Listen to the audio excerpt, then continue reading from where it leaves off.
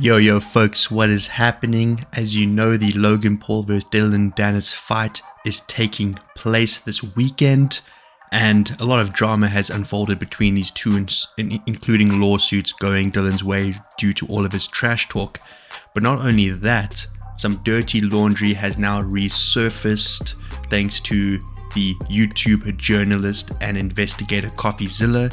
And just before the fight, Coffeezilla has exposed some more scams that Logan Paul has been involved in. Obviously, the most well-known one is the CryptoZoo saga, in which he promoted his NFT project CryptoZoo to the moon, allowing his fans to buy tokens for whatever price, and the game didn't even work. So he cost his fans a cumulative total of millions upon millions of dollars, and he still hasn't repaid them.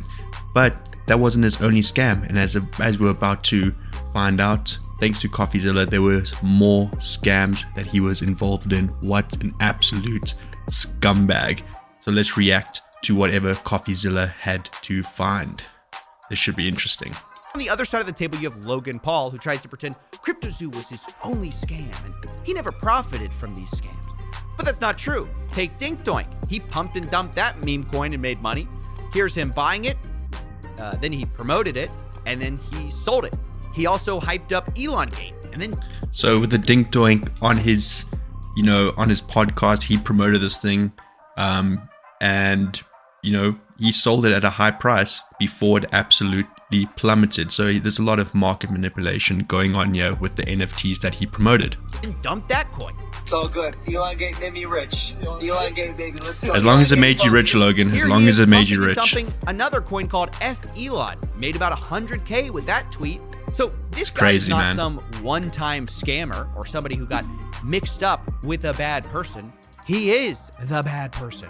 And there's even stuff I have in my files, which I guess I'll just drop here, even though it probably should be a whole separate series or video.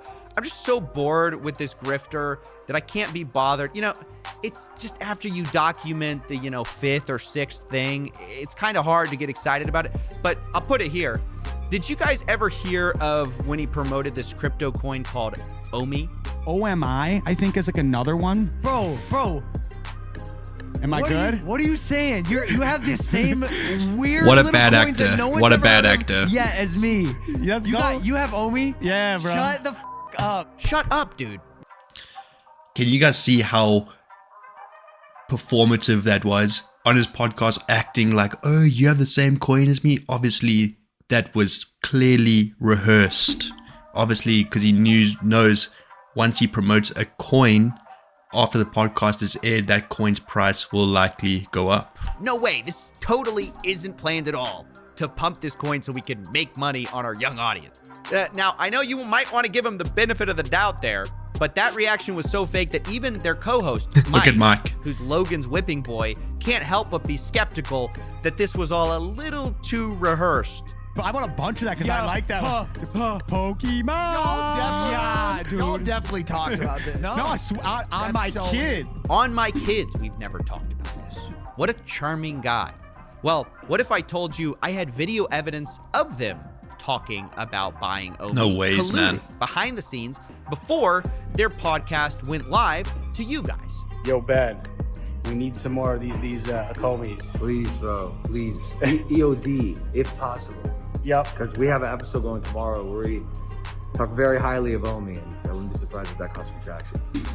So look at this. Logan Paul and this dude know that their episode's about to cause OMI to skyrocket. So in this leaked personal video, he's saying that they need more of this token because apparently with this token, influencers got a better price. So he wants to buy more of this token before his episode airs because he knows when his episode airs, this token's price is going to skyrocket. What an absolute fucking scumbag. Let's go. Omi a wagon. Let's go. Logan Paul hanging out with the guy he's never talked about OMI with before. Remember, on My Kid's Life. And they say, hey, we need to buy more of these Akomi or OMI. More, as in they've bought it before, meaning they've talked about it. And the guy they're talking to, by the way, is Ben Gadenzi, who is selling these coins to influencers privately at a discount behind the scenes. And And then There you those go. people, a lot There of you them go. would dump it on the market and hurt retail. And worst of all, like, they mention the fact they know it's going on the podcast, and that's the reason they want to buy it early, because they That's know, crazy, quote, man. I wouldn't be surprised if that caught some traction. It's just blatant market manipulation.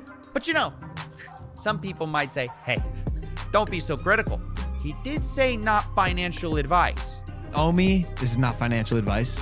You know what Omi is at right now, right? It's like, I hate it when these guys do it. Not financial advice, but he's got an impressionable audience and he knows his platform, when promoting something, is clearly going to cause some manipulation in the markets. He knows what he's doing, and this is why you guys should never be too influenced by influencers, because they've only got their best interests at heart. Don't ever take financial advice from any of these guys at the top, because they do not give a shit about you. fractions. It's hundredths of a It's penny. 0.003. This they didn't pay me to do this. They should. I'll reach out to them, but We'll take free coins. See, he said not financial advice, and that he wasn't Idiots. paid for this. Although he said he was going to try to get paid for this. Does that make it a get out of jail free card? Well, let's look at the impact. Obviously, insiders like Logan and Chase got in early and bought it up, realizing that it probably was going to catch some traction when they came out on this coin totally normally and not in a planned way. In fact, one guy sent in $852,000 right before the podcast, saying, we'll be on YouTube and I'll be pushing it hard on my socials as well.